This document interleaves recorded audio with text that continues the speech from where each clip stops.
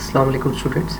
इस ट्यूटोरियल में CS 301 assignment number 2 से रिलेटेड जो इंस्ट्रक्शंस आपको दी गई हैं उसके ऊपर हम डिस्कशन करेंगे। तो होपफुली आफ्टर दिस वीडियो आपको CS 301 के असाइनमेंट के बारे में क्लियर हो जाएगा कि आपने इसको किस तरीके से जो है ना सॉल्व करना है और आपको प्रॉब्लम स्टेटमेंट इंशाल्लाह क्लियर हो जाएगी।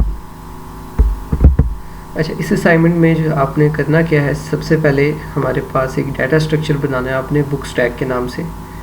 अच्छा, इस असाइनमेंट में एक तो आपने बाइनरी सर्च ट्री को यूज़ करना है और स्टैक, इनका कम्बिनेशन यूज़ करते हुए आपने इस असाइनमेंट को करना है।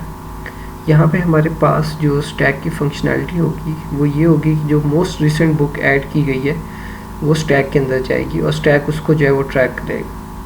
जो BST की फंक्शनैलिटी है उसका काम ये है कि आपकी जो बुक्स होंगी उसके ऑर्डर को मेंटेन करना है, वो भी अल्फ़ाबेटिकली। जो बुक का टाइटल होगा वो अल्फ़ाबेटिकली टाइटल की बेस के ऊपर जो है ना उसको ऑर्डर करेगा। अच्छा, दूसरी फंक्शनैलिटीज़ इसमें कुछ ये होंगी कि एक तो ऐड आप न्यू बुक कर सकेंगे। जो बुक स्टैक आप एक डाटा स्ट्रक्चर बनाएंगे तो उसमें क्या होगा, ऐड करने के लिए कि जो भी बुक होगी आप उसको स्टैक पे पुश करेंगे और वो inserted into the BST binary search tree के अंदर वो ऐड हो जाएगी। अच्छा, यहाँ पे दोबारा मेंशन किया गया है आपने जो BST का ऑर्डर है वो अल्फ़ाबेटिकली बाय टाइटल रखना है।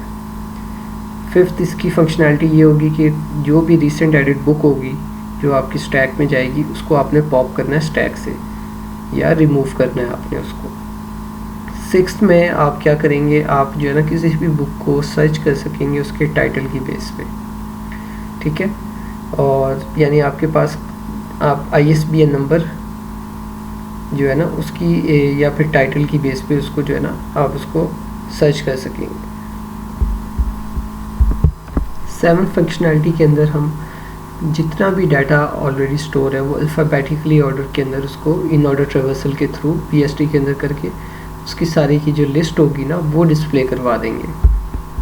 तो ये आपकी सारी जो है ना वो फंक्शनैलिटीज़ होंगी जो आपने परफॉर्म करनी है। एक आपने कंसोल एप्लीकेशन की फॉर्म में इसको बनाना है और कंसोल के ऊपर जो है ना आपका एक मेन्यू डिस्प्ले होगा, तो वो भी मैं आपको आगे चल के रन करके प्रोग्राम को दिखाता हूँ कि वो किस तरीके से होगा। ये आपका क्लासेस का स्ट्रक्चर होगा जो कि आप क्लासेस इसमें यूज़ करेंगे। आपने इन्हीं क्लासेस को और इन्हीं चीज़ों को एज इट इज़ यूज़ करना है। ये एक आपको यहाँ पे हम थोड़ा सा स्ट्रक्चर समझाने की कोशिश कर रहे हैं। फॉर एग्जांपल हमारे पास ये 3 बुक्स हैं, एक का नाम बैड हैबिट है और उसके आगे उसका ISBN नंबर लिखा है। अच्छा, आपने स्टूडेंट्स ये ख्याल रखना है कि जो ISBN नंबर होगा ना वो आपने अपनी VUID को यूज़ करना है, ठीक है। आपकी फॉर एग्जांपल BS220 200 300 समथिंग जो भी VUID होगी तो ISBN नंबर आपका वही होगा। यहाँ पे हमने डेमो के तौर पे 1 2 3 4 5 6 7 8 9 लिखा हुआ है। अच्छा, इसके बाद एक और पॉइंट आपने ख्याल रखना है कि यहाँ पे जो आपका ISBN नंबर है एक तो वो VUID होनी चाहिए और दूसरी चीज़ ये कि आपने कुछ डाटा जो है ना वो मैनुअली ऐड करना है अपने कोड के अंदर। यानी कि फॉर एग्जांपल ये 2 बुक्स का या 1 बुक का भी आप कर सकते हैं, 2 बुक्स कर लें ज़्यादा बेटर है कि 2 बुक्स का एटलीस्ट डाटा आप पहले से मैनुअली तौर पे अपने कोड में एंटर करेंगे, यानी बुक नेम और उसका ISBN नंबर। वो इसलिए है ताकि जब आप अपने कोड को रन करें और डिस्प्ले करवाएं या लिस्ट जितनी भी है वो सारी डिस्प्ले करवाएं तो जो आपने मैनुअली तौर पे कोड में एंटर किया हुआ है वो आपका डिस्प्ले हो जाना चाहिए।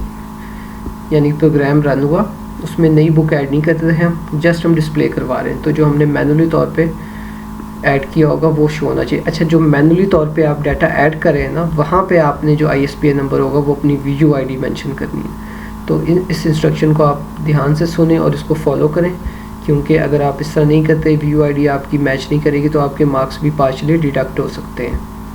इसी तरीके से आपने असाइनमेंट करते वक्त जो है स्ट्रक्ट होता है उसको यूज़ नहीं करना, आपने क्लासेस का यूज़ करना है। तो जो आपको इंस्ट्रक्शन दी गई हैं आपने उनको फॉलो करना है, तो अगर आप इनको नहीं करेंगे तो आपके मार्क्स जो हैं वो डिडक्ट हो सकते हैं। अच्छा, यहाँ पे हम एक ट्री ड्रॉ कर रहे हैं। जैसे कि हमने सबसे पहले हमारे पास एक बुक आई है बैड हैबिट, ठीक है। तो जैसे ये बुक आई है तो हमारे पास ये एक नोड बन गया और वो जो है वो हमारे पास स्टैक में चली गई क्योंकि हम BST और स्टैक का कम्बिनेशन यूज़ करें, ठीक है। नेक्स्ट हमारे पास जो बुक है वो है अलादीन, ठीक है। तो अलादीन आया, तो हम यहाँ पे इसको, क्योंकि ये अलादीन जो है वो उसकी लेफ़्ट साइड पे चला जाएगा, क्योंकि जब हम इसको अल्फ़ाबेटिकली ऑर्डर के फॉर्म में यूज़ करें या हम इसको लेक्सोग्राफिकली भी जब यूज़ कर रहे होते हैं तो हम जो पैटर्न यूज़ करते हैं A less than B less than C less than D, इस तरीके से। तो क्योंकि A जो है वो लेस देन B है, तो हमें पता है BST में जो लेस वैल्यू होती है वो हमारी लेफ़्ट साइड पे चली जाती है, तो अलादीन यहाँ पे आ जाएगा और ये हमारे पास स्टैक में भी पुश हो जाएगा। अच्छा, नेक्स्ट हमारे पास जो है वो थर्ड बुक है रिच डैड पुअर डैड की। तो वो हमारे पास, क्योंकि आज जो है वो B से ग्रेटर है, तो वो हमारे पास जो है वो राइट साइड पे चला जाएगा और वो हमारे पास स्टैक में पुश भी हो जाएगा। तो ये हमने एक थोड़ा सा डेमो करके आपको समझाने की कोशिश की है। अच्छा, ये हमारे पास इसकी आउटपुट है, जो कि आपके पास आपने जो असाइनमेंट बनानी है उसकी आउटपुट भी आपकी इसी तरीके से डिस्प्ले होनी चाहिए।